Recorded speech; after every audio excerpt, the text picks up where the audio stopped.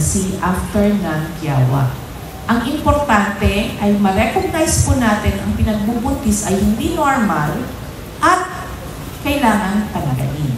Okay, so, dalawa lang yan. Ang ating form of diagnosis is really ultrasound and serum beta HCG. Treatment is via suction curettage, and then later on po, pinagpipills po namin sa amin sa ibang lugar, pinagpipills po namin ang mga pasyente.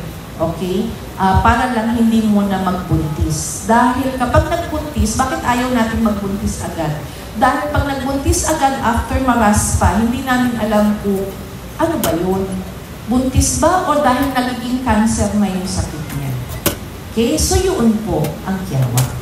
So yun lang po. Napaka-simple lang po ng ating information about this one. Kasi bago lang naman din po sa pagkakaalam niyo. Pero wala po siyang pagkakaiba sa abnormal na pregnancy.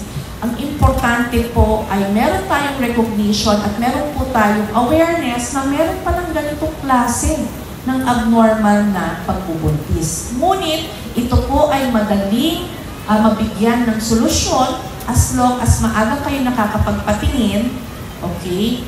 And itatrust po natin ng ating mga OBGYN, lalo na po rito sa Cotabato, na alam po nila yung kailangan yung best po na treatment para sa inyo. Para hindi na po kayo kailangan pumunta sa Maynila later on para po sa paggamot ng cancer dahil ayaw natin na magka-cancer po kayo na nanggaling sa tiyawa.